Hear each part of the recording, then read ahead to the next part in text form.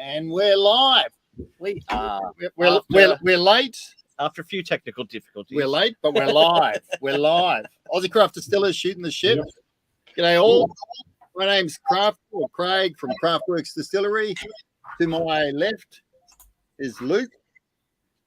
Up in the corner on the right side is the Todd. And our guest tonight is Aaron from Crooked Tune Distillery. G'day, Aaron. How are you, mate?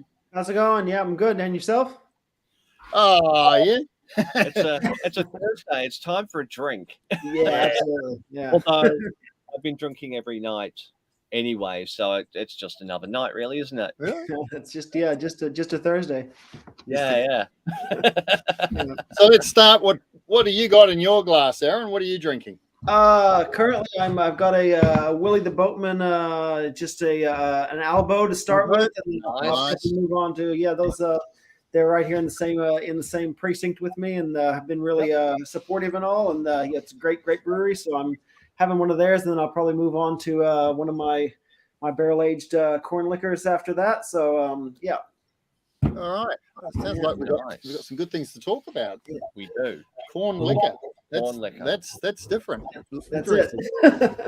All right. Well, I'm drinking. I'm on a highball tonight, so I'm doing it with the Try collection. So this was a collaboration between Backwoods, Tim Boone, and Flurio Distillery. So South Australia and Victoria. So I'm going to make myself a highball, and you talk about what you're doing. I should have got you a bigger glass. No, that's fine. The low ball then. I'm on the Warbs Harbour. Oh, which is lovely jubbly, and no penguins were hurt in the process of making this whiskey. That was last week's joke, or the week before. I know. I'm going to milk a few weeks ago now. I'm going to milk that penguin for as long as I fucking can. That's hard to It's do. an oldie but a goodie. It is an oldie but a goodie, indeed. Todd, what's in your glass? Coastal Stone. Very the nice. bourbon cask. I discovered it at the back of the cupboard. I thought I'd give it a go again. Very nice. Very nice. And then I might move on to Thompson's, because I managed to secure myself a bottle at the end. Oh, yeah, right. Is that the one? Manuka Smoke, 51% ABV. Right. It's tasting quite nice. And that is a whiskey. Yeah. It's now a whiskey. Now a whiskey. Right. Yeah. We tried Thompson when they were releasing. Pre-release, and very interesting. Where was I? I don't know. Where were you? I wasn't invited, obviously. Yeah, one of those few times, I guess. So, Anyway, Aaron. Yes. Hi. And here we are. Here we are indeed. So you you popped up on my socials. It was probably a couple of months ago now, wasn't it? Yeah, I think so, yeah. And I think I reached out and said, hey, I've got a podcast. And we sort of left it at that. And I have not yet had a chance to come and see you in your little inner west hole. Yeah, that's right. Tell us who are you? What's Crooked Tune? Yeah, so I'm Aaron, and this is my my little distillery in St. Peter's. It's as you might have gathered already. I'm American. I'm from Kansas. I hadn't figured that out. No, I hadn't picked it up yet. It's a pretty hidden accent that I try to. I was going to say it sounded a little bit Canadian to me, but I get that. I always get asked first if I'm Canadian, just because I hear that Canadians get upset if they get asked if they're Americans, but Americans just kind of get confused. So, I'm from smack in the middle of the U.S. So from Kansas. And so I make corn liquors. Is the main product that I make, and then I turn that into all kinds of good things. They call it corn liquor down south, but it is moonshine basically. So but it's the main for all my barreling and most of my other things. It's all grain. I do make some with a bit of sugar in it to kind of up the ABV on it, but for the most part, any kind of barreling or serving it as corn liquor. It's a new make. It's all corn and barley. And yeah, I've built my little stills right here in the backyard in the Inner West. Designed and built them myself, and yeah, do it all straight moonshiner style. So. So So what's your background, Aaron? Go back to the States and were you a distiller there? Were you a home distiller? No, not at all. No, I'm my background is actually my education is all in art. So I'm I've been building and doing all that sort of stuff since I was a kid, and but then I went into fine art stupidly. And then as I've went to art school in America in Detroit, and then on to New York after that, and then have moved here about maybe 12 years ago, 13 years ago. Right. And I've been still in the arts industry here, working, making work, and also working in galleries and that sort of thing. That's my 4 days a week. I'm an exhibition manager at a gallery in Sydney. So the rest of the time I'm here, but yeah, so that's kind of given me the confidence, I suppose, to just go ahead and take off on a new kind of creative endeavor. It wasn't it wasn't such a leap to learn to weld and to just really dive into it. So that's my background, I suppose. So yeah. Yeah, wow. So you literally learned how to weld in order to put together your stills. Yes, I mean I've done just a little bit of welding, but the oxyacetylene welding I learned just to make the stills. Yes, wow. It wasn't cutting it, just using the soft solder kind of thing that they recommend. But I went ahead and made the jump and watched a lot of YouTube videos, and I'm still I'm not too singed. I'm mostly here after all that. So yeah, it was really fun. I wish there was more of a market to build more stills. It's a bit of a so regulated that it has to be to commercial distilleries, which limits who I can build for and all. But it was a lot of fun making them, and and they work. They work really well. So yeah. You're right.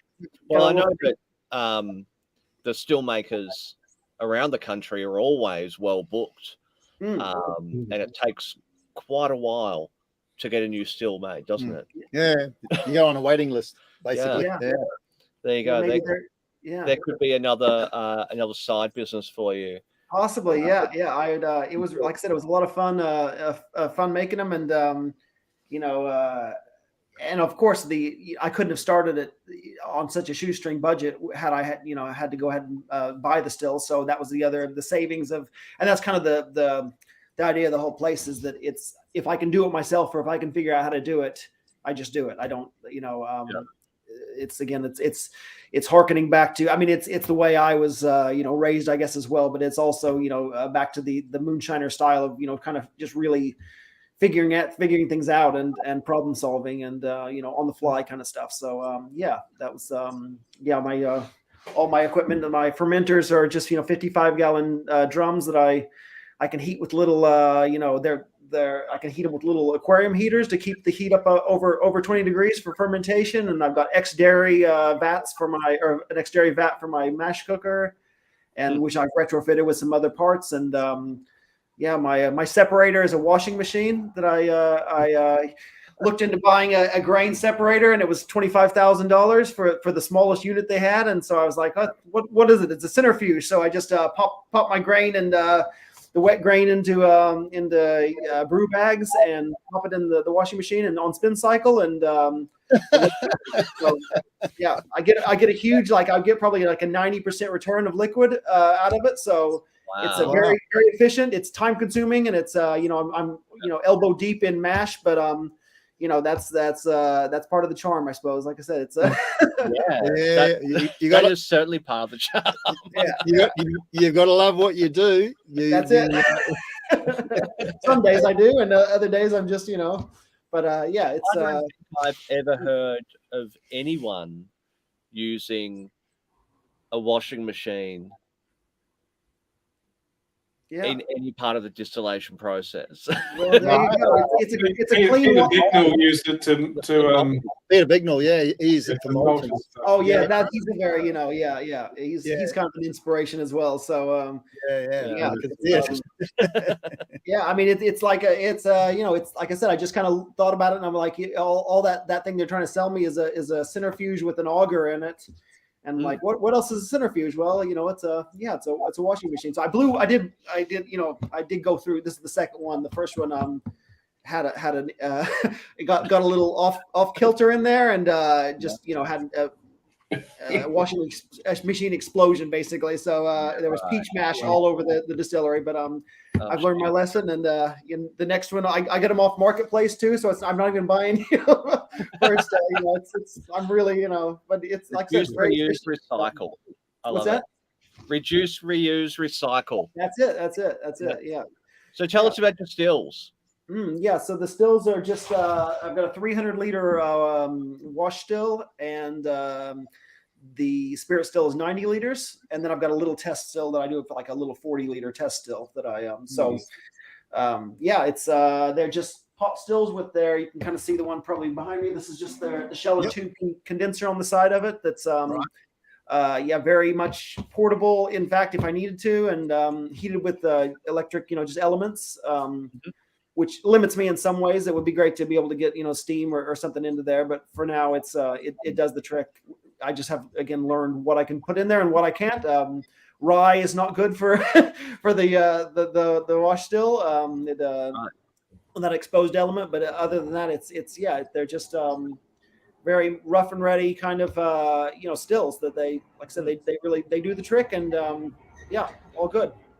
Yeah, right. So you've decided to go down the line of corn liquor, or moonshine, as you said, or new make, and you're barrel aging some new make as well. Did I hear that correctly? Yeah, I am. Yes, it's all. I've got about 500 liters going right now in four little 120 liter barrels, or so almost 500 liters. 120 liter New American Oak barrels that I had made down in South Australia. So. Which is, as you guys well know, that's not easy to come by.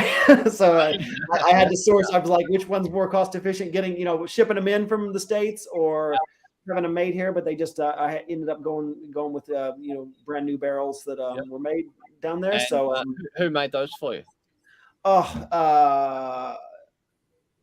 AP Johns. AP Johns, yeah, that's right. Yeah, I was trying to just like recall that in my So the AP Johns that made. So I talked to a few places, and they did a really good job on them, and I'll but right now it's only the four going because it's just like they were quite a expense to lay out. So and the first one's about a year old now, and I'm contemplating I'll probably, since I've got four going and one's at two at number 4 char and 2 at number 3 charge, it's really a testing phase to find out what I wanted to do. And so the idea will probably be to pull 2 of them out early and then let the other ones mature as they just so I'll have some product, because it is actually, being that small, they are aging really quickly, and with the Sydney climate and all, they're getting there within I took a little sample after like a week, and it already had dark color to it from those number 4 chars especially. So they're getting there already. So, and the one I have out now though is a little from a little 20-liter port barrel that I had made down in Tasmania. That was my really first tester that I did. So I made 39 bottles out of that. You can see the real port color. I'm not sure if you can see it there, but it's got a real dark amber color to it, and turned out very well. So that's the very first release is 39 bottles. So beyond micro distillery. So How long ago did you release your first product, Aaron? The first new make was about maybe 14 months ago, something like that. And then this first barreling, I pulled that out about probably 2 months ago.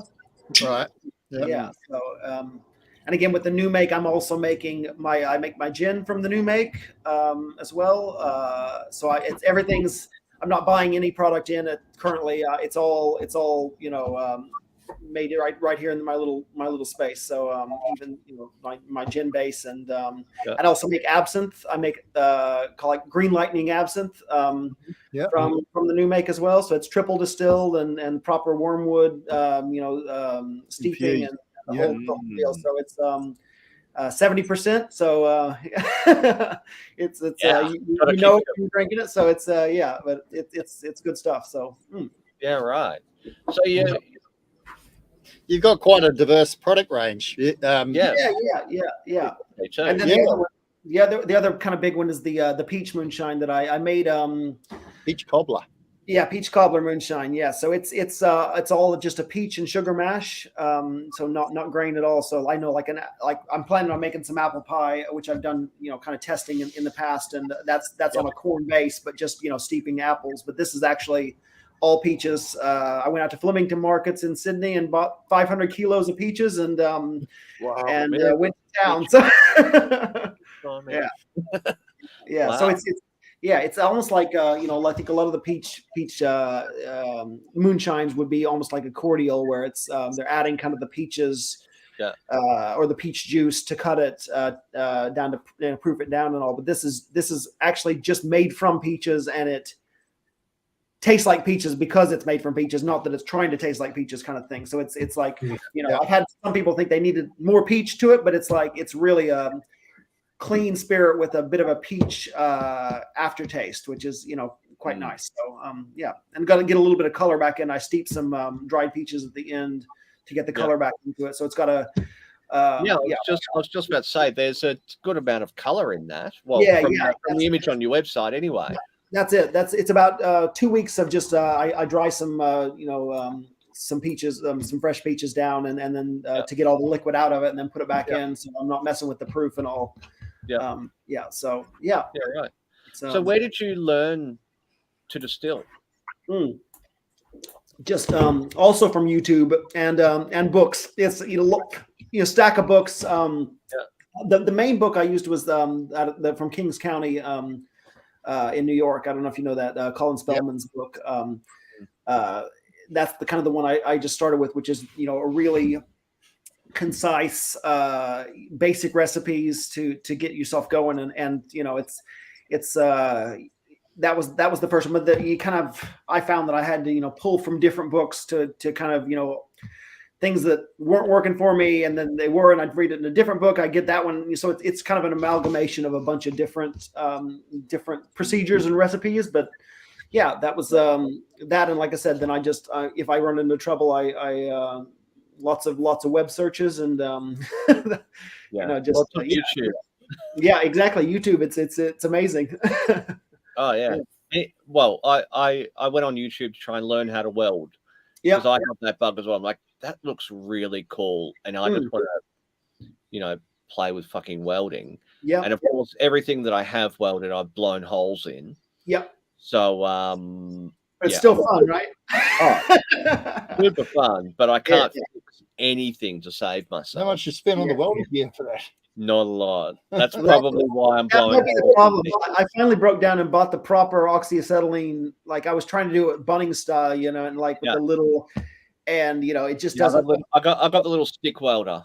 Yeah. Well, this was like doing this, with it's basically brazing, and it was not working out well when you're trying to use the small kind of it just doesn't work. So proper like silver soldering with this with the oxyacetylene torch, and it's actually quite a lot easier than doing it. Even like it's more dangerous obviously, but it's much easier than doing it the cheap way, really. So if you can if you want to go for that, the torch welding, that's the way to go, I'd say. So, I need to buy more toys. Yeah, that's it.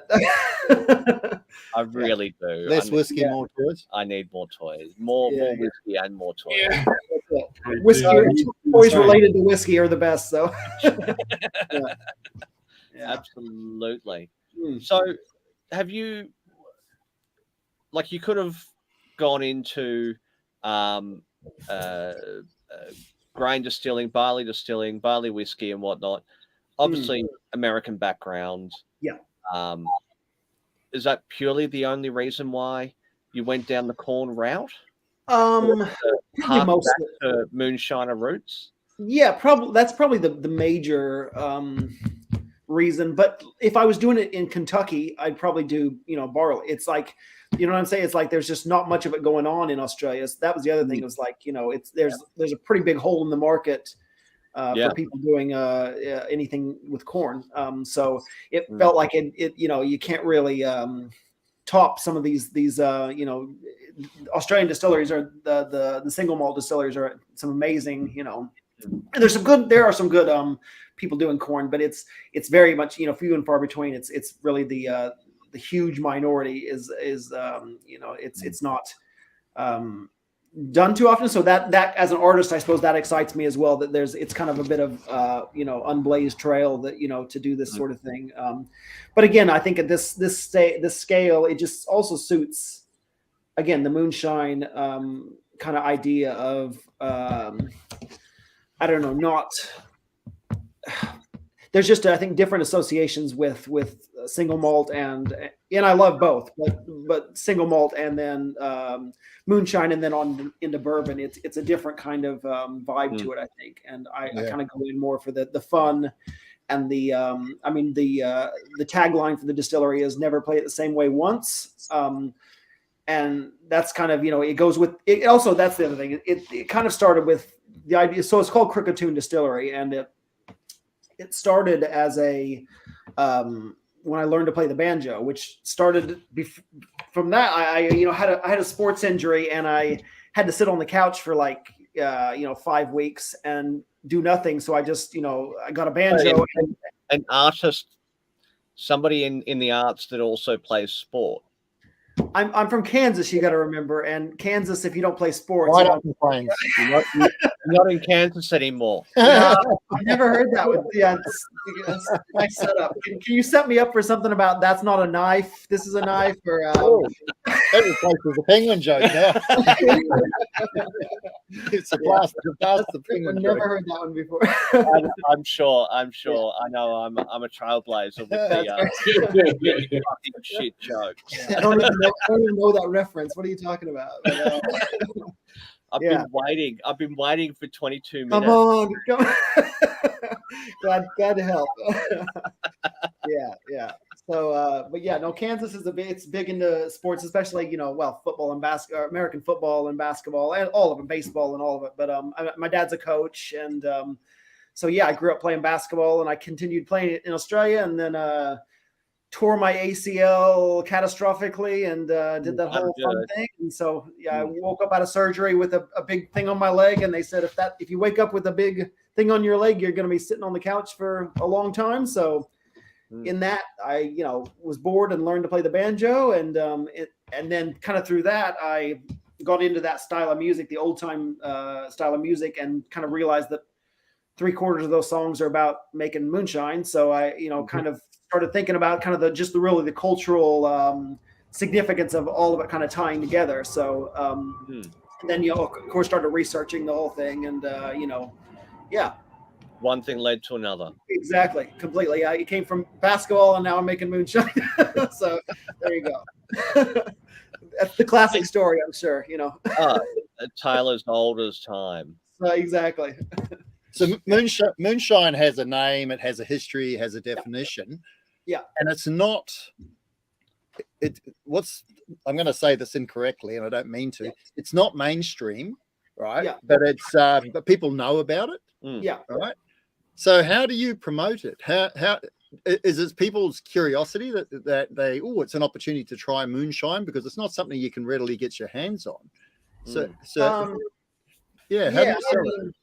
That is kind of the question, is how you kind of promote it, and like trying to and that's kind of why one of the reasons I shy away from especially the new make corn liquor, I call corn liquor versus moonshine, because of the connotations in some ways, with moonshine being something you try once and it's just on a dare kind of thing, and then you take the rest of the bottle and you run your lawnmower on it, and that's not what I'm making. It's like the proper preferred drink down south in America by a lot of people. They would like snub their nose to bourbon and go straight to the actual corn liquor, the unaged moonshine. So, which in America you could actually call whiskey.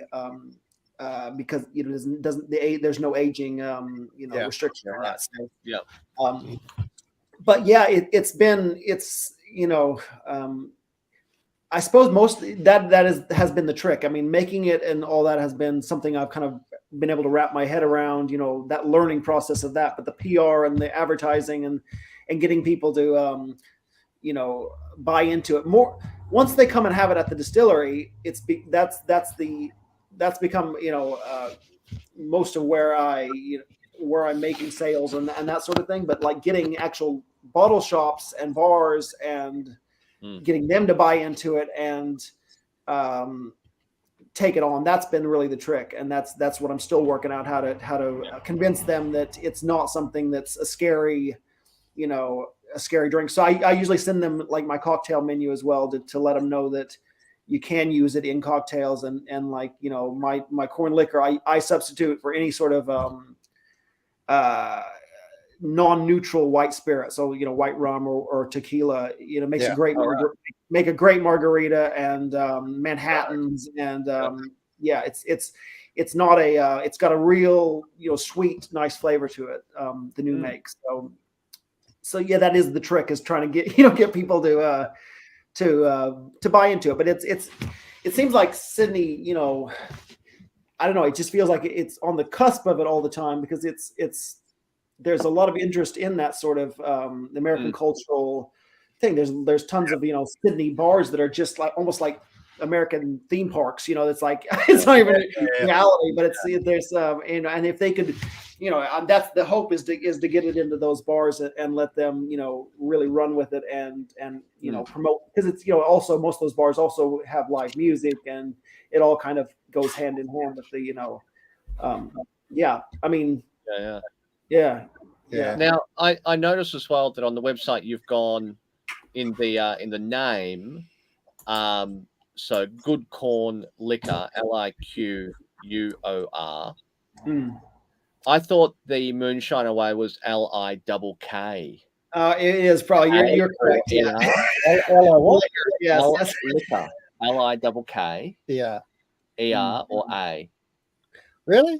Yeah, I'm not sure which one. Oh wow, I didn't know that. I mean, I've seen it written that way. I thought I'm kind of like always on the edge of taking it one place and then dialing it back just a little bit. So it's like, I definitely have seen that. That is a common, yes. LIKKER is a common way to spell liquor. Yes. I think it's when you're missing a few teeth that you would spell it KKER. You're missing a few teeth and wearing overalls.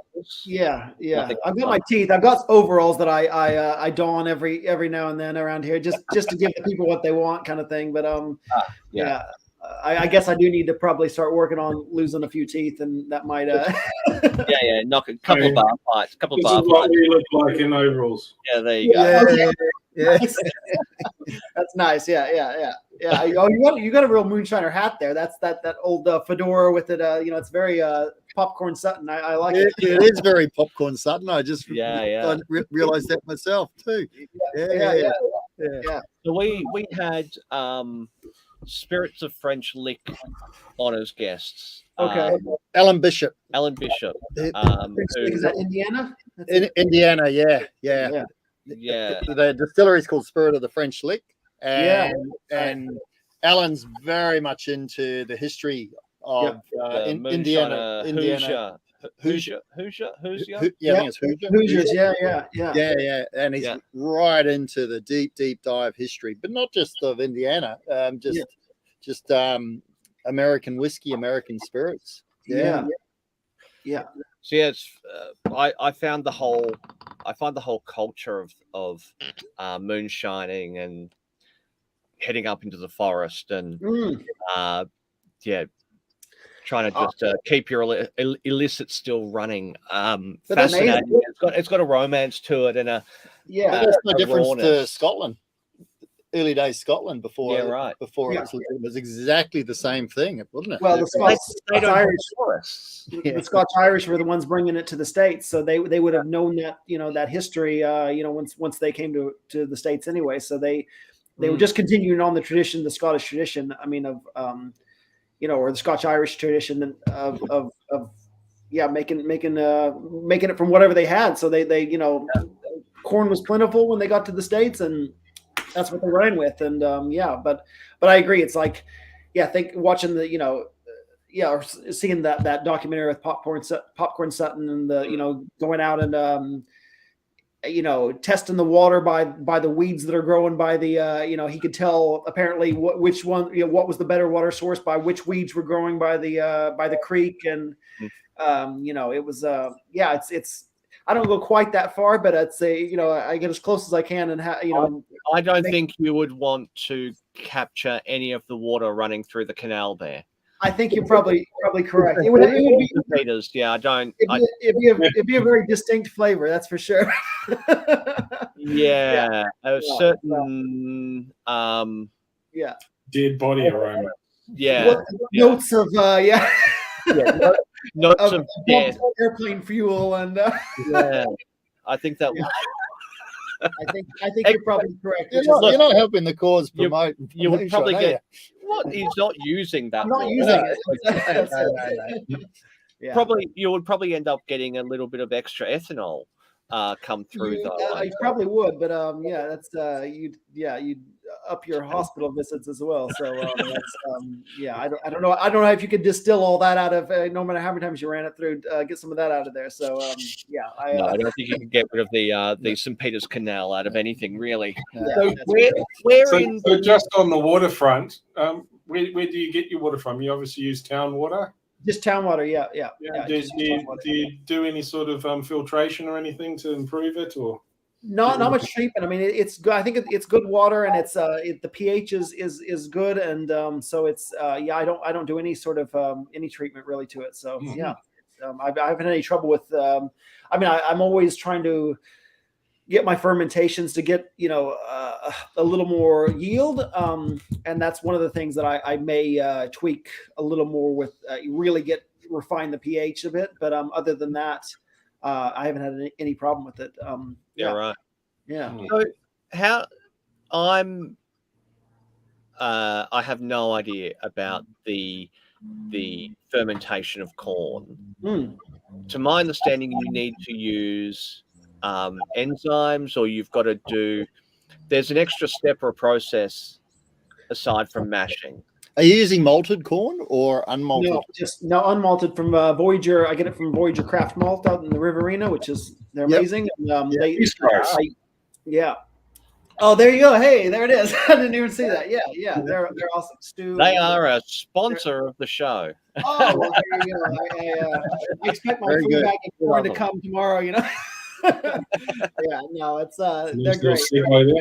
Yeah. I use their Atlas malt and they're just raw. I even have a little hammer grinder here that I grind it myself. So to get it to the right consistency that I want. So it's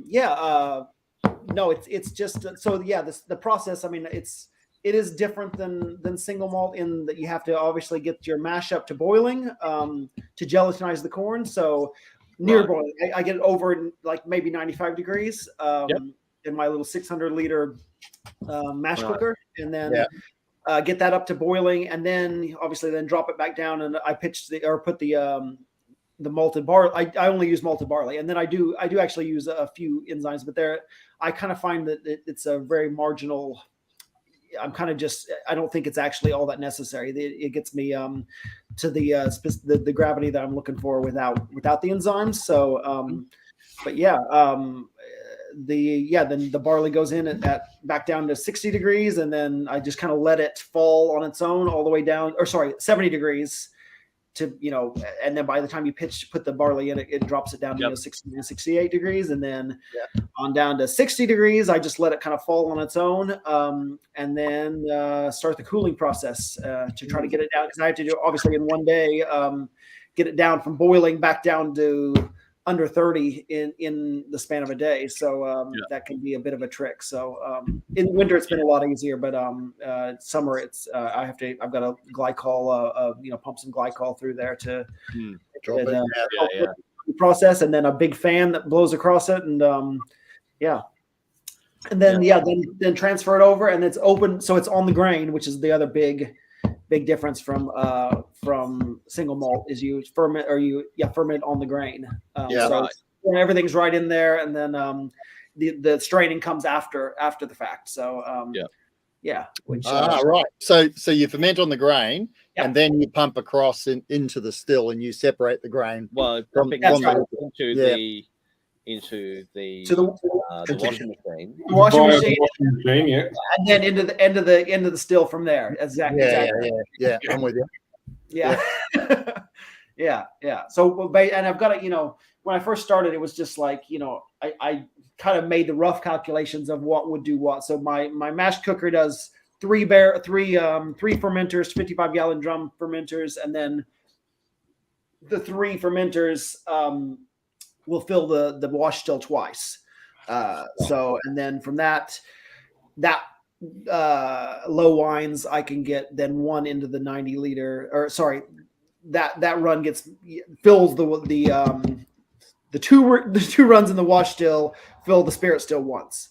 So my only problem is I collect all the heads and tails, and I can't actually fit them into the spirit still. So I'm gonna have to do just a tails run at some point just to see what I've got in there. But so I could have probably gone if I kind of known the math of it, what was going to happen beforehand. I probably would have built the spirit still just a little bit bigger so I could fit some heads and tails in as well, maybe 110 liters or 120 liters. But it's hindsight. So Well, the sounds of it from what you're saying too, Aaron, though, is this is your starting point. Yeah. So, a question was asked by David Taylor, David in Carolina.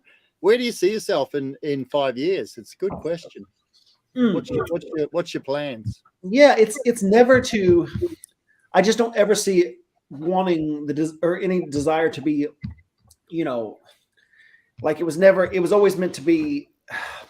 Like I can't see it being really, really big. I could see it, doubling the size of what I got, or maybe even, I don't know, 4 times the size of the stills or whatever like that. But it's never, even at that, we're talking a 1,200 liter wash still, and it just, I think, for me, the idea of it and the charm of it and all of it is still kind of tied into it being small, and honestly, like the overhead stays so low on it that it's not a giant distillery where I've got it is just me. I mean, I'm doing everything, so which would be great to hire somebody to help, with and bartending and all that stuff, but it's never the idea to have some. I visited one recently in Melbourne, and they're great distillery and all, but they were just upsizing and really looking to get big, and it just the stress level, I could just see in their face how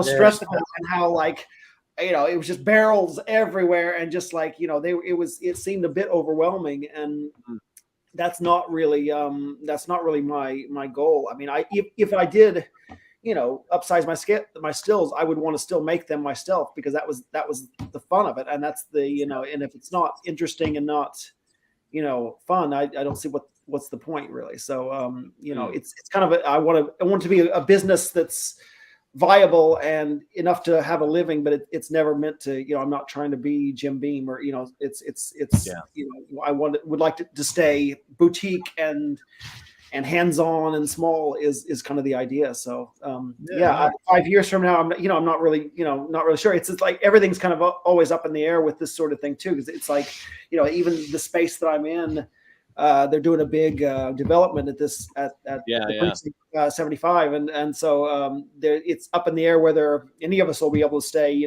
for in the next coming years. So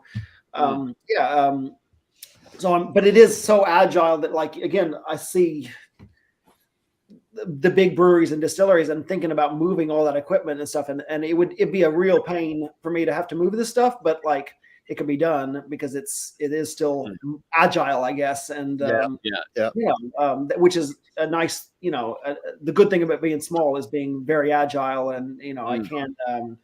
Again, I'll be enlisting the help of friends to help, but move. But it's not like it's not like a moonshine. What's that? but then you can pay them in moonshine. That's it. That's it. So, John system. O'Harris, Yeah. John O'Harris asked whether you own your own place and or lease, but no. So you're obviously leasing at Precinct 75. That's right. In St. Peters. Yeah. Where in Precinct 75 are you?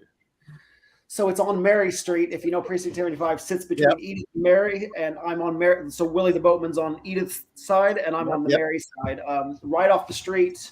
There's no. I have a tiny little sign on my door. No big sign. Which part of that was it's good to be secretive, but sometimes it's a bit too secretive because nobody knows where I am. So but yeah, currently there's so I'm right on Mary Street. I don't know if there's a great coffee shop down the street called Sample Coffee that's just about two doors down, and the axe throwing place Maniacs used to be just right by me as well. So it's exactly where you are. You have to almost duck to get through the door. It is like an underground, almost it wouldn't even, I guess it would be probably considered, it's not even first floor. It's underground, the space. So right. Yeah. Now, and the stills, I built the stills to fit that's the space. Obviously, they're within an inch of the ceiling. We can see that. It's right on the ceiling, but it's funny that it really, if I moved, would I build them taller? I'm not sure, because it really influences the flavor. It's got that really short columns. You've got a lot of flavor come through. There's not much falling out as it goes up through the columns. So it's the space. The flavor is about the space. So which is kind of cool. So and you've also got a little bar in there as well. Yes, that's right. Yeah, it's an eight-seater bar. So according to council, anyway, I'm allowed to have 8 people in here. So it's very intimate. Just between you and me, it can fit a lot more than that. It's that's what I say. It's probably. I mean, I figured that the distillery, grain to glass, is probably the smallest in. You would know better than I would with people you've probably interviewed enough, but there can't be too many distilleries smaller than me, and I think it's probably the smallest bar in Sydney. There's just not anybody. What's your floor space, do you think? 50, about 50 square meters. 50 square meters, right? Yeah, and about 2 meters. I mean, as far as the still size, I mean, it's like I said. Definitely, yeah. And also, then again, I know there's a lot of gin distilleries that would use like a small gin still, but I make, the fact that I'm making it all in this 50 meters, I make I start with the actual grains of corn or the kernels of corn, and that, it comes to, so it's a small operation, and yeah. So you basically make your new make, double distilled new make, and you use your new make base for making gin. Is that how you do it? Yeah. I actually the gin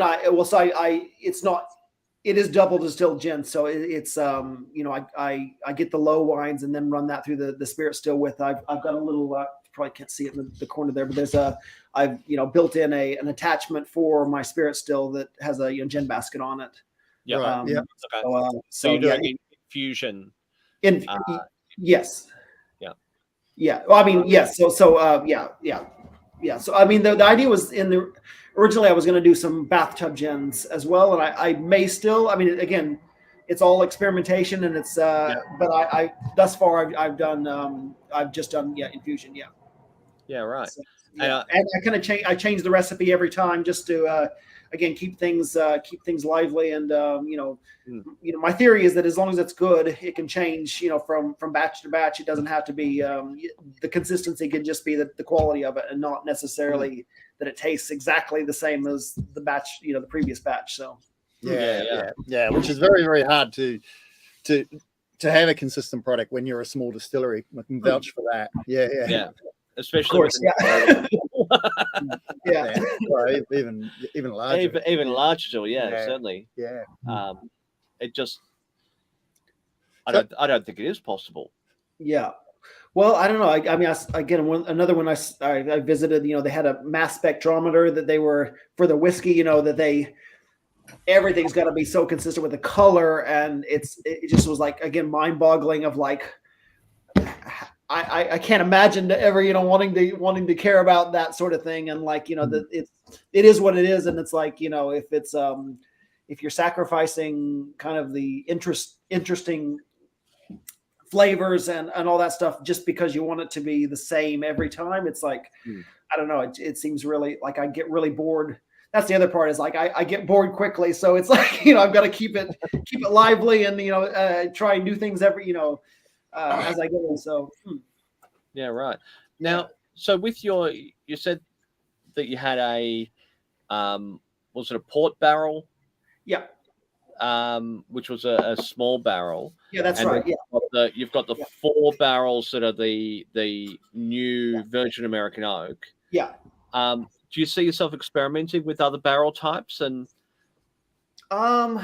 possibly, but I mean, I really do. I mean, I like the idea of getting it as close to bourbon as I can get it. I mean, obviously, it can't be bourbon in Australia, but it can be bourbon, basically. What would you call it when it gets to bourbon without being from the US? What do you call it then? I think I'm going to call it like American Heritage whiskey is my idea. Because I think it's going to taste a lot more like what a whiskey would have tasted like 100 plus years ago. Because it's coming out of these little pot stills that are not, over-regulated temperature. It's very much again like a frontier kind of and community distillery kind of thing, where so that's kind of that's the working title is, or some sort of a version of American Heritage whiskey. I mean, right. Yeah. I didn't realize that you can't call bourbon here. Yeah, you can't. No. It's got lots of rules, and I followed all the rules other than the fact that you can't anything out of the States. Some people think it's Kentucky, but it's if you as long as you make it in the U.S., you can call it bourbon. Okay. But it has to be in the U.S. So I don't think you can even say bourbon style, can you? I don't probably think I can. No, and I don't think I probably can. So I think as long as I chuck American into the mix, they'll probably people will realize it's not going to taste like a Islay Scotch or so. They're going to know what's up. So, again, that's another year off. So figuring out what it's going to be. So solve that problem in a year.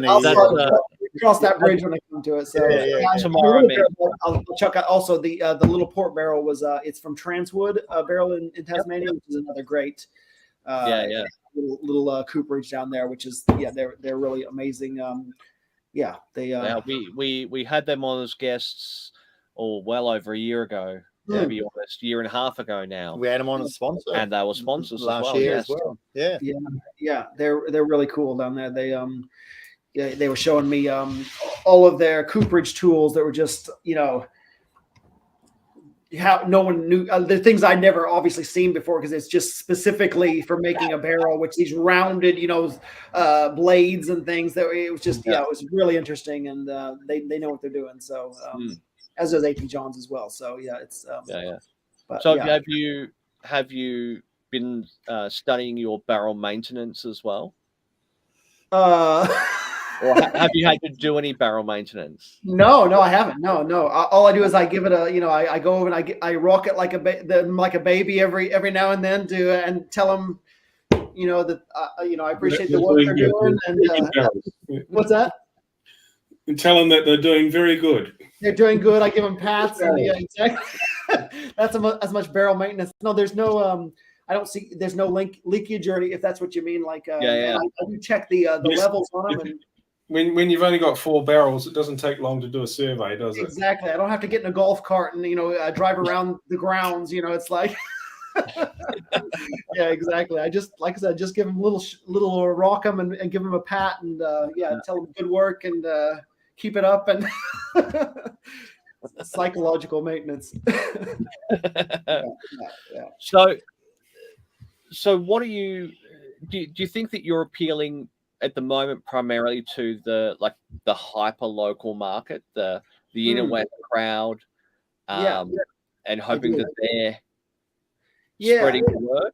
Yeah, that's kind of that. It is. I got a lot of a great local, customers. They come in and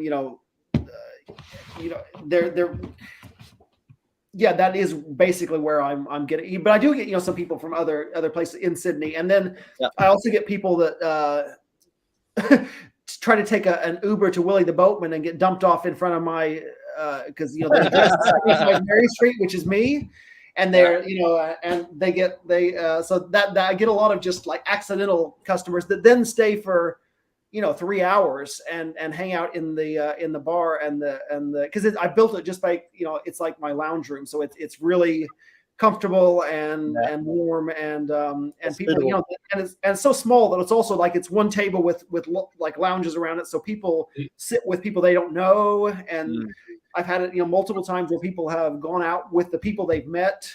Two groups have gone out to another place together because they've just hit it off, and it's a really kind of cozy atmosphere, and I think people they're really quite into it. So but that it has been mostly it's just been again accidental people, and then local. There's a bit of a word.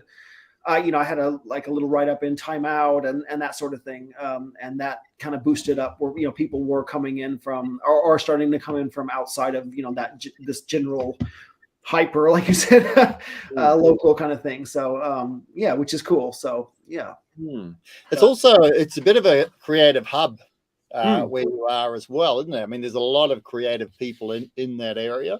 Yes. Inner West is full of creative. It's just, I guess the one, because there's so many on the other side of the tracks. It's all the breweries and distilleries, and getting people to kind of come to the side where there's only a few of us. It's a bit of a trick, but if they do it, it is a different vibe than over in Merrickville. It's which I love. Again, I love the Merrickville side as well, but it's much less congested, and it's just a different, quieter kind of more homey kind of vibe over here. So that's but. So you said a comment just came through from Josh saying he was drinking the Gospel Straight Rye. Mm-hmm. Now, you mentioned earlier that rye doesn't play well with your stills. That's right. So it doesn't like the direct heating elements. It doesn't. No. I've tried everything. I mean, I'm still open to suggestions, and I'm still researching it. But like I've ruined a few mashes, weeks worth of work by trying to run it in the with the direct elements, and you can't get it not gluggy. So it's like any sort of rye content in there, even a low rye content gets right on those elements and scorches the entire mash. So so your elements are basically like the inside of a kettle. Are they just they're brew elements? Yeah, exactly. Like brewery elements that you like home brew kind of things. So they're big ones. They're 4.5 kilowatts, and I've got two of them, 4.5 kilowatts in each one. So they do, and a 9 kilowatt in the mash cooker. But it's they put out a lot of heat. Those things, they're terrifying when you fire them up. I know. Yeah, I mean, I've had to have that's the other issue with this space. It's not. I've had to, I can only run certain stills at certain times. I can't run the mash cooker while I run the still because I don't have enough. I've got 63 amps coming in, and that basically is the mash cooker. So it's like, I gotta dim the lights and the whole thing when it's it's a bit of a. You'd have to always do the math on what's gonna work and all. But the rye was just. Multiple times I've tried to add it to the mix, and I may at some point experiment. I've done wheat in the past, and I just didn't find it added all that much for my liking. It wasn't the rye would be great to get in there, but again, I think I might have to go to some sort of if I can ever upgrade to some sort of a steam heat or something more even than just those elements. Than the rye, or somehow figure out how to do the rye separately and then add it to it after the new, in the new make, or in the low wine stage or something like that. So just so I understand, because I'm a little bit confused. So with the rye, Hmm. you're separating the rye grain from the liquid and putting the liquid in the still, and you're getting scorching in the still. Yeah, because it's like a what they gluggy. So it's got this viscosity to it that it's hard to explain. It's like a slimy. Even when there's no solids at all, it's still solid. Like even after it comes out of my washing machine process, it's like the viscosity like of it. Lurgy. What's that? It's like a lurgy. It is. Yeah, exactly. It's really it's kind of a nasty as whereas the corn with the barley comes out really thin and nice, but the rye is just it's notoriously people told me that before I started trying it, that it's notoriously hard to work with. Like the gospel people I visited with those guys, and that's what they told me at the time. They were like, yeah, it's a beast to try to make rye whiskey because of that fact that it actually doesn't behave very well, not like barley or corn. Wow. So yeah, it gets, like I said, I've tried all kinds of different things, and it scorches, and then I'm like, what's happened? And then I've empty the still, and then the element is just caked with like a scorched rye. So it's I could probably get it clean as well. What's that? Oh yeah, it's not fun. Yeah, exactly. Absolutely prick to clean. Yeah. Yeah, exactly. It's right. Wow. So yeah, like I said, I really would like to get it in there. I mean, I love what I've got going now, but it would be nice to be able to have that kind of versatility to have some rye in. But I've got to figure out a new way to, again, if I had some sort of, even if I was flame heating it, I probably the base would probably spread the heat out enough that it might not happen. But yeah, I don't know. I mean, it's crazy. Like you look at again those moonshiners, how there's certain things that they do that I still don't understand, like those submarine stills where they actually would I believe make the mash in that submarine still, ferment it, and distill it out of the same submarine still. Like it was a one still that did everything, and how they were able to get the solids to not scorch. Yeah, I have no idea how they did it. But so do you see yourself heading back to the US and heading up the mountains and spending some quality time with some moonshiners? Yeah, I'd love that. Yeah, it's it's a bit of a I don't know how they take to because it is still illegal actual moonshining. So but it would be great to actually meet some real the people doing it for real. But that sort of that introduction may be a little bit tough, but I do have some connections. I'm sure that I could find somebody that might know somebody. But if not that, there's some great distilleries that I'm anxious to get back over and see some Kentucky distilleries, and then probably the next trip I'll probably try to make it back out to New York as well, where I and meet the guys at Kings County and some other distilleries there. So. What's that? Yeah. I was going to say Kings County. Yeah, they started very small and maintained very small for a long period of time, didn't they? Yeah, they did. They started with like little.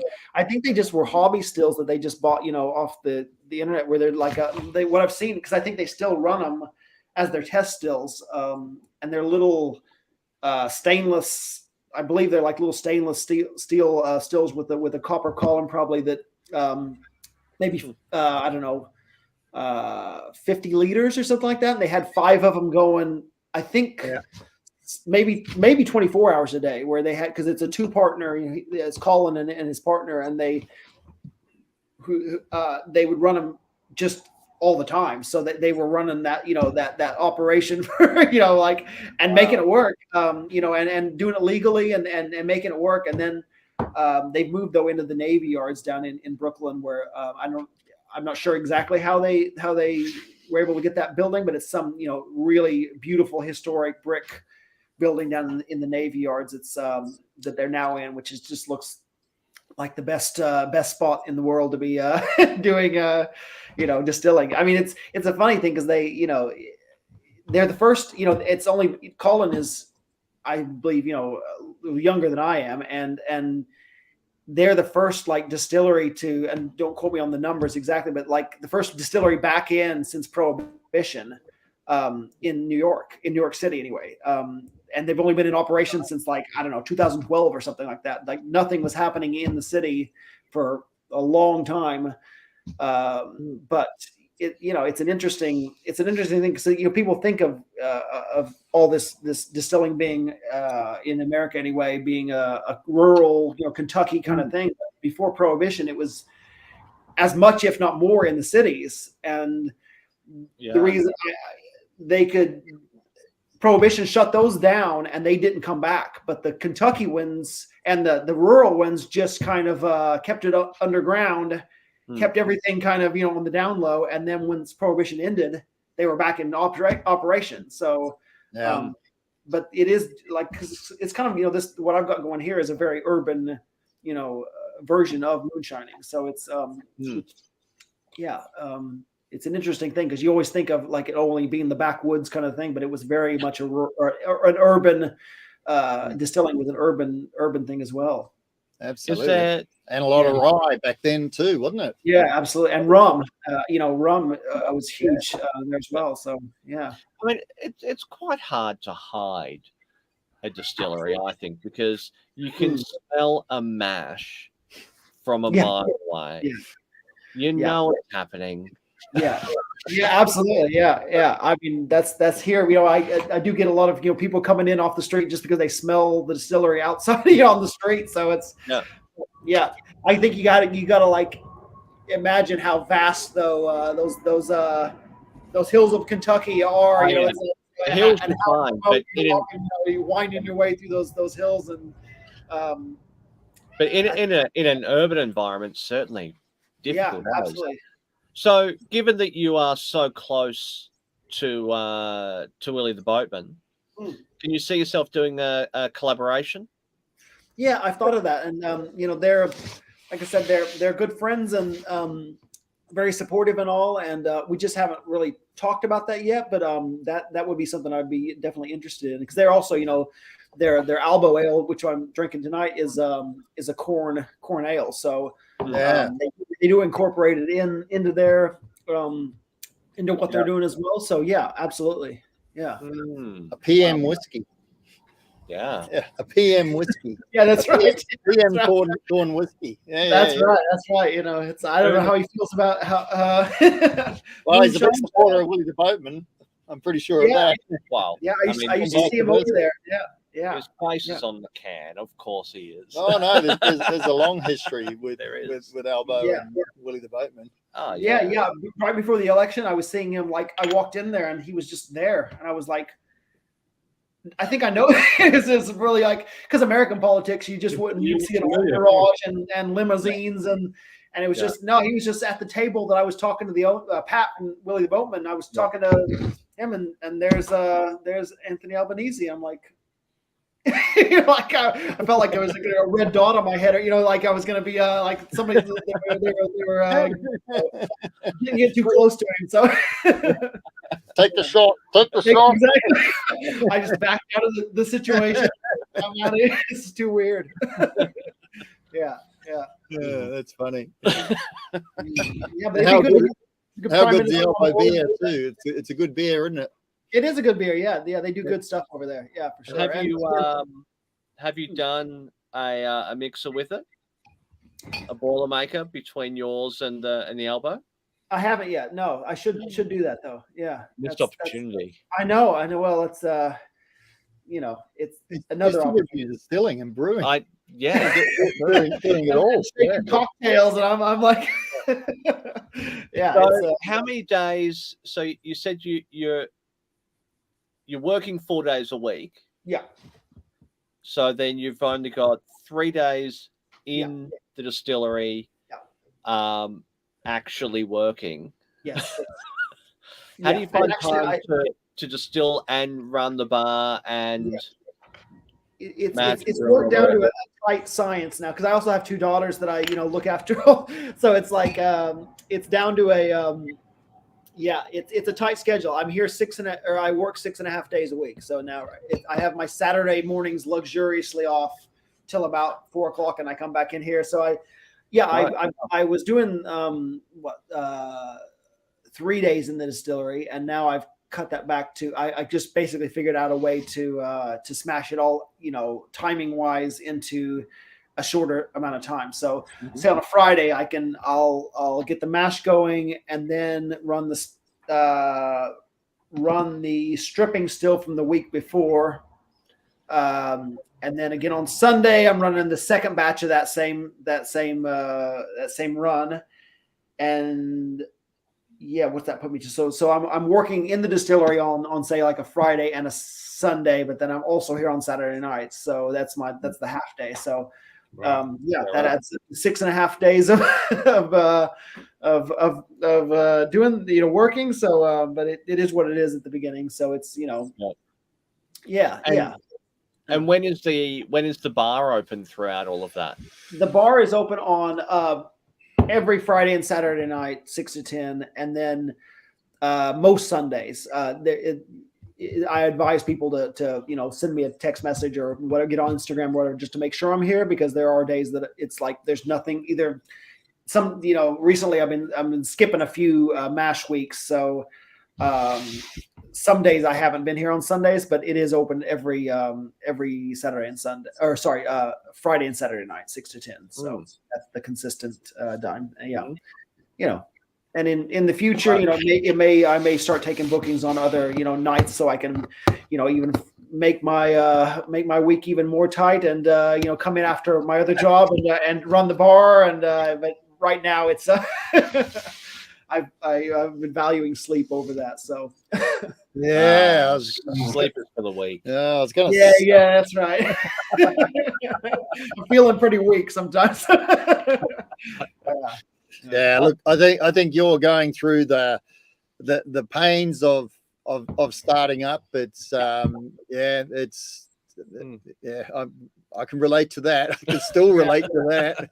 And a lot of people can. It's like any small business, isn't it? It's you get what you put in, and you got to put in a lot. Especially especially when you're doing it on like a such a budget, and trying to I don't have investors, and I don't have that sort of thing currently anyway. But trying to do it all myself is, there's again a bit of satisfaction to that, but it also wears you down a bit too. So. Yeah, absolutely. It helps then to get the good feedback, doesn't it? Oh yeah, absolutely. Yeah. That keeps me going. I mean, it's the kind of over the top, people, again, especially the bar and the products, of course, but especially, people coming in and just kind of finding this hole in the wall bar that there's not too many of them in Sydney, where that are this kind of quaint, with the music playing and the whole thing. So I do get lots of good feedback. And another project we got going right now, we're doing what I call the Stillhouse Sessions with another banjo player and friend of mine named Gary Crockett we're doing having musicians come in and do recordings in the space. So it's kind of like, I don't know if you've seen it's like a NPR kind of tiny desk kind of idea, where it's just in this little setting, and there, so that's kind of also kept me energized, with getting some good musicians in here to really, it's really been nice. So.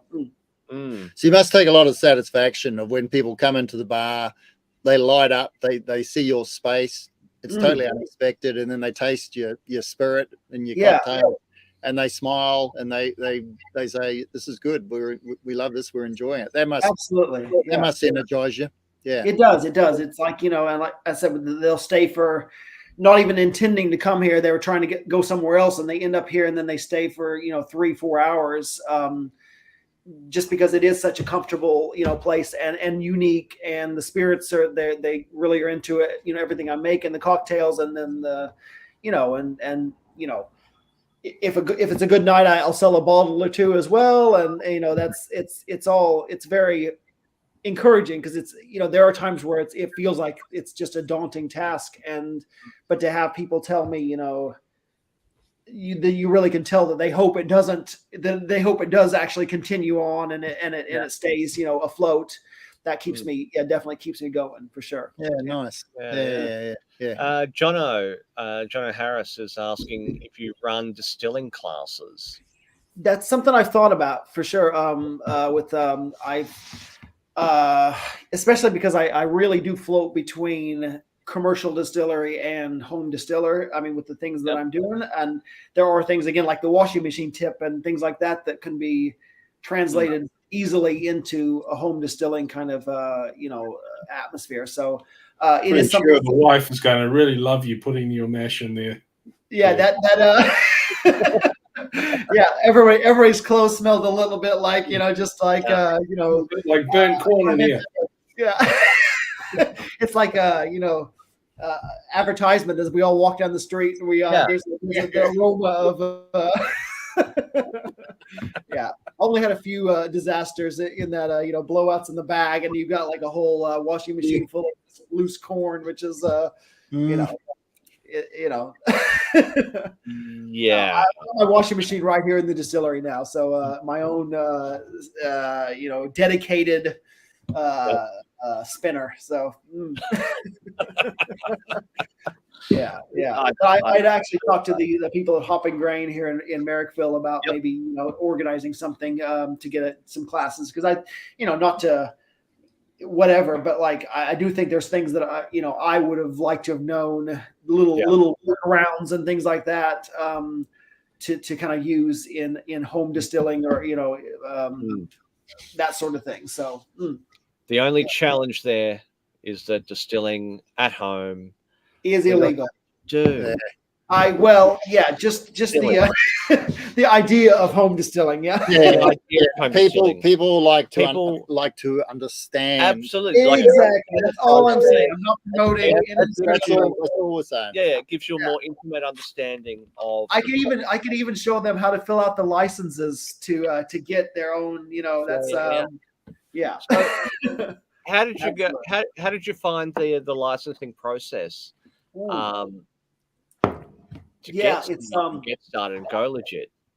It's I felt like it's just attrition basically. If you're willing to keep taking the hits and keep going, you can do it. It's just like one thing after the next of like, because obviously again, that it's all the way from you start at the building, basically. The building, I had to get all kinds of regulations, and then council, and then liquor and gaming, and then all the way up to ATO, and then none of them talk to each other. And so it's just like, if you're willing to keep going at it, you can do it. But it is grueling, and it's like, and it's not, it doesn't feel like it's meant to encourage in a way, it's like, I don't know. I'd fill out a form that I swear it looked like it's something I needed, and then they'd come back and say, "Oh, you didn't need to pay that $500," and that's not what you needed. And I'd be like, "Oh, great. Well," and they're like, "And we can't refund any of that to you." So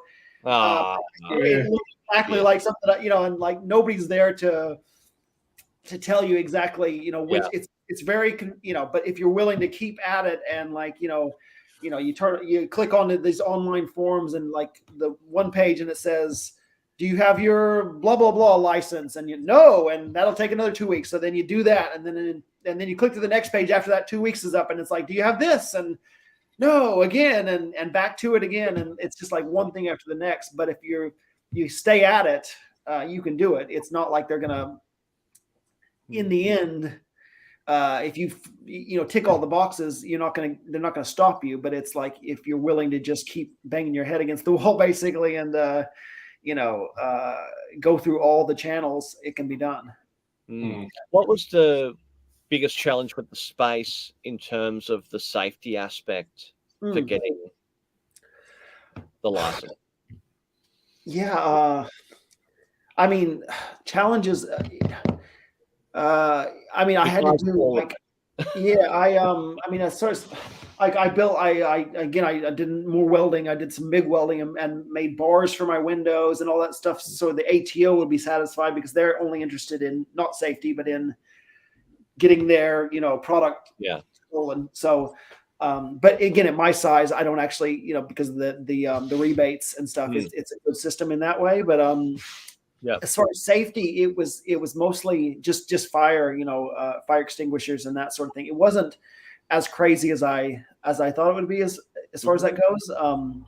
But mostly just fire, kind of, dangers and things. But not running anything,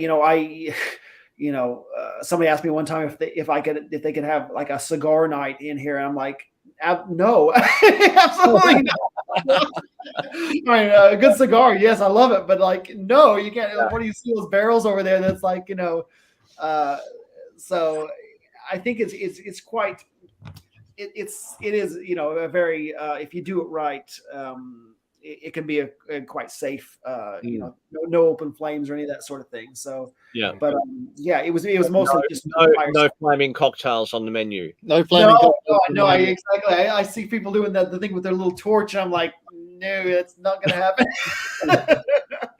Or the absinthe, I run the absinthe. People keep asking me about the sugar cube thing, and they've seen it done somewhere where they light the sugar cube on fire, and I'm like, no, you're burning alcohol. You're burning your alcohol. Why exactly. What are you doing? Take it on the street if you want to burn a sugar cube, but no. So, but it was, I mean, I think it was adequate, but not anything. Of course, I have all the insurance and everything that I have to have, but and the inspections and that sort of thing. But it was. I mean, even as far as the stills go, it was like there's no. I think when I was building them, I can't remember which organization was asking me for it might have been. I don't want to out myself here on anything, but I think it was Liquor and Gaming was asking me about some sort of regulator, things about the stills, and I'm like, there's nobody's asking, there's no body that's saying this has to be to this, shape or whatever. It's like, it's just, you build them, and it was surprising. Sometimes, at some points, it was surprisingly smooth in that way that it was, but then other times, things that seemed out of the blue were not expected. That happened too as well. So, but the paperwork wasn't something. I heard somebody say once that don't go into distilling if you like distilling, go into distilling if you like paperwork. And I haven't actually found it to be, because again, being so small, it keeps it. I know if it was giant and I was having to actually, because I obviously report everything to the ATO that I'm releasing, but because it's so small that I'm not meeting the threshold anyway. So, it feels, it's not terrible.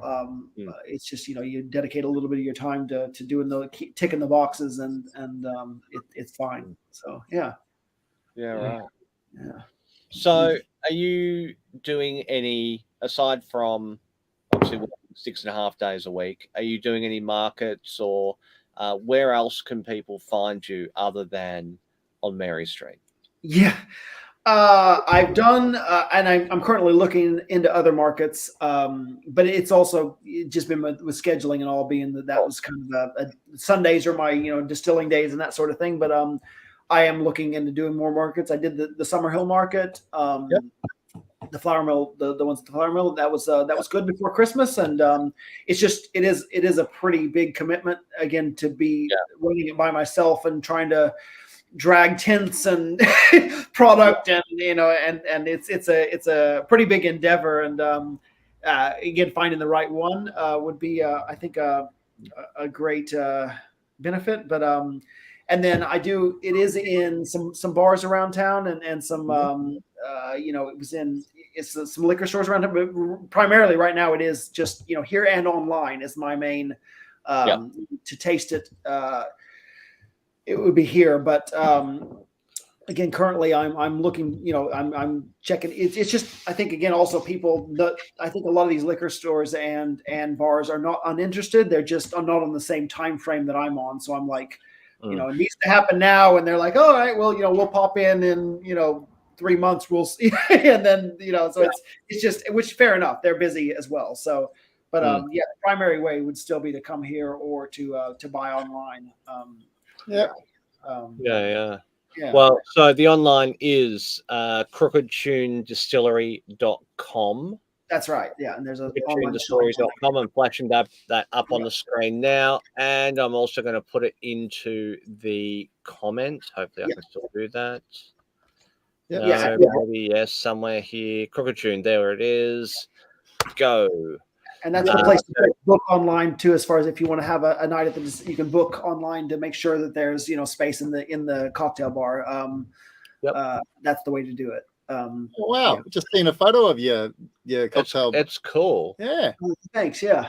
It's very cozy. Yeah. There's it's like I said, I think I just recreated my lounge room and and so it's pretty nice. If that's similar to your lounge room, then your house is fucking nice. Yeah. My lounge room doesn't look like that. Small, but you gotta. my lounge room is full of kids' toys and we have a room in the house it's just in the back little spot called the banjo lounge, and it's got similar lots of banjos and things on the walls, and it's small, but it's it's the one the toys are we try to push those into another room and keep that room. It's got the whiskey cabinet and all that sort of thing, but it doesn't usually work. But I have this shed because typically the toys don't make it in here. Right. Although I did shift out a big pile of them just earlier today to make room for you to come in here. Thank you. Yeah. There are so many fucking toys. They permeate everything. Yeah. The stepping on the Lego in the middle of the night kind of, Nothing worse. Nothing worse. Yeah.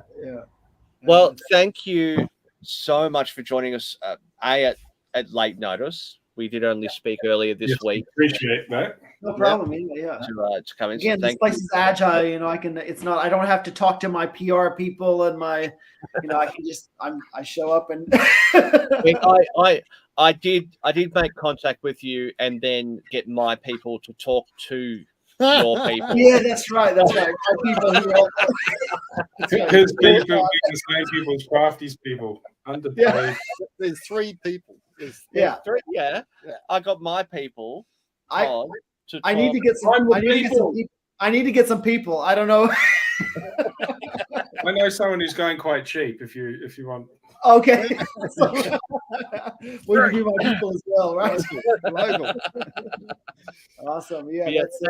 Thank you so much for joining us. I'm going to flash up the. Thanks, guys. Yeah, I appreciate it. Yeah. There's a bit of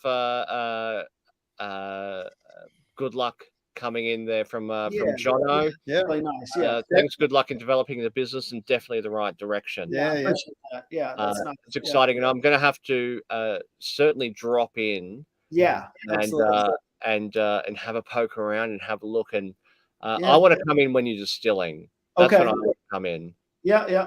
And just be that annoying fucker that just chews up your time. On the bar with one drink and won't go away. It's like, so, that. Yeah. Tell me all about that. Yeah. Is that temperature right? No, it's I love those kinds of I get quite a few people coming in and that's the idea is that it is an interesting and an accessible kind of thing. So I love the chat. So and if anybody wants to come in and talk shop, I'll probably get people. I've often got people, had people dropping in that completely blow me out of the water with what they know about, this and that. I'm like, you tell me. It's like, great. A little bit of extra knowledge is always. I love it. Yeah, absolutely. That's the thing. Before I forget, I'm going to have to do our obligatories. Not I mean, I say obligatories, but we sell a book. Look at that. That is a beautiful book. Wow. It's a big book. Tell us all about it. It's a big book. Look, it is the story of Jim McEwen. If you love Scotch and want to know more, get that.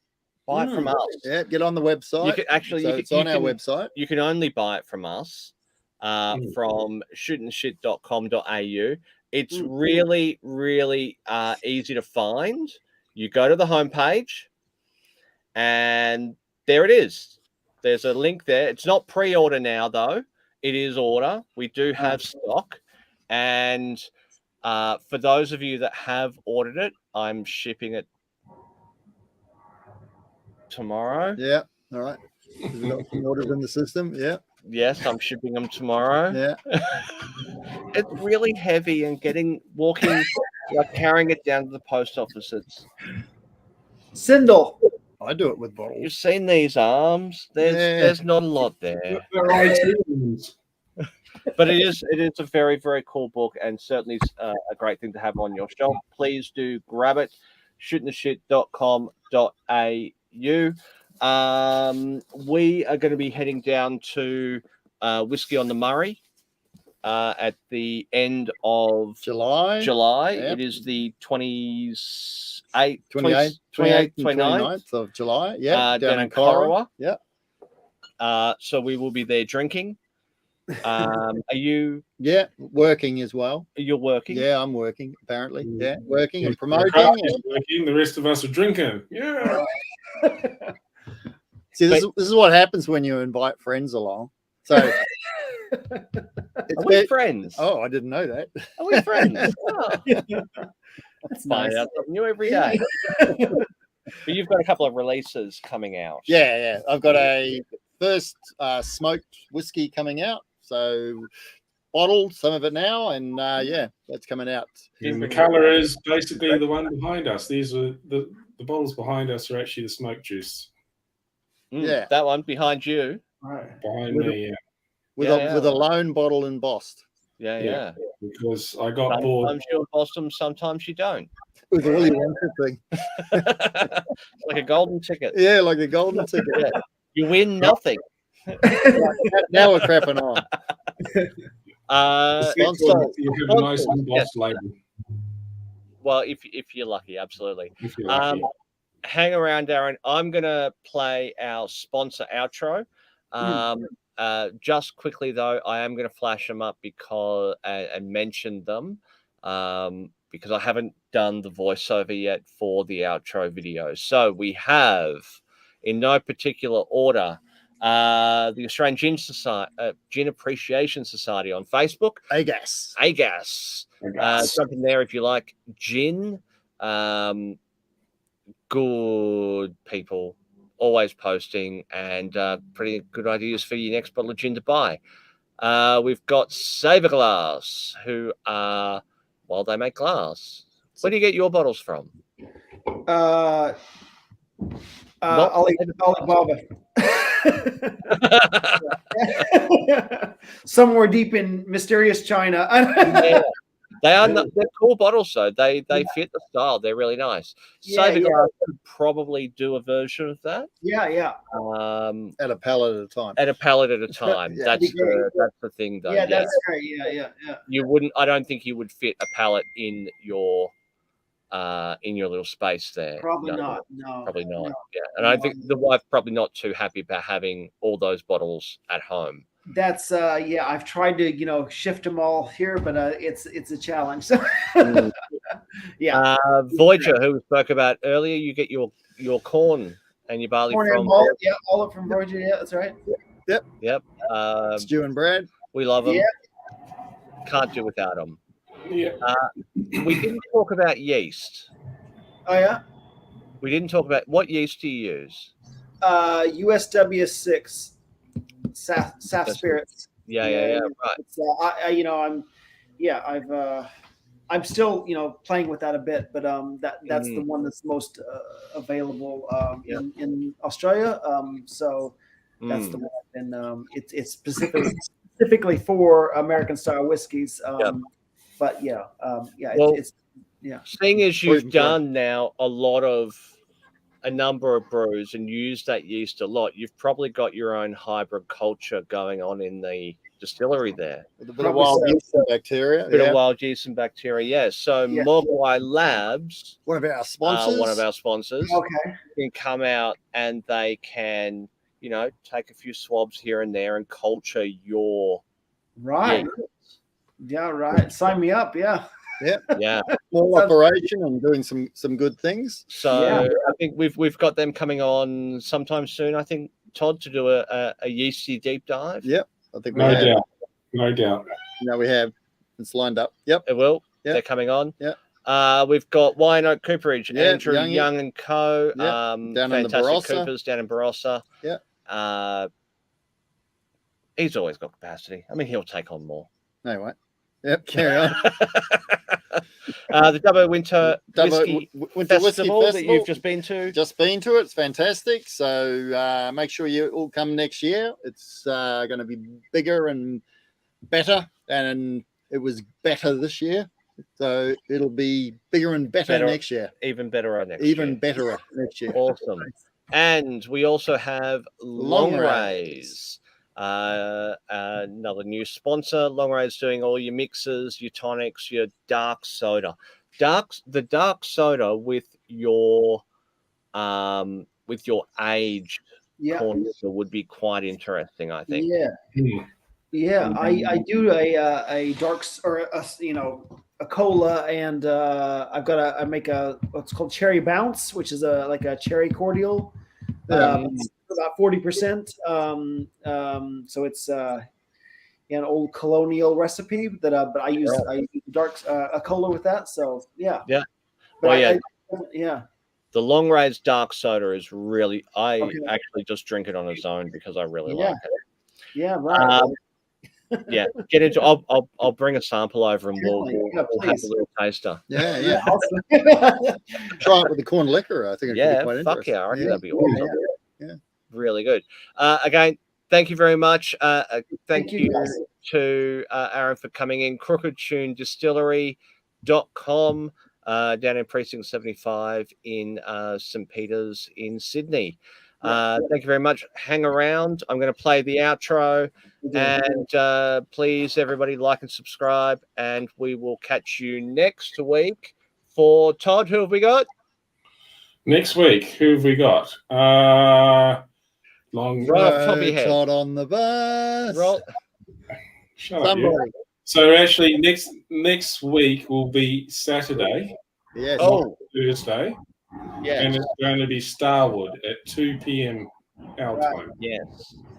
The reason for that is 2 p.m. our time is I think it's like 10 a.m. in LA, something like that. Yeah. On a Friday. So we're going back in time to talk to someone. So Starwood from Starwood, they're a little unknown distillery down in Melbourne there. Probably it'll be interesting, I'm sure. And there's a new guy on the block called David Vitale. Yeah. I think he might. I don't think anyone's heard of him. So it should be a good one. So yes, we're doing that on a Saturday. On a Saturday, which will be interesting. But we're going to be scattered around. We were going to do it all together, but now we're going to be scattered around the country. Yeah, big time actually. Yeah, we won't be going to the pub afterwards. No. So yes, stay tuned for that. I will put up the event very soon, and catch us all next time. On the bright side. Thanks, guys.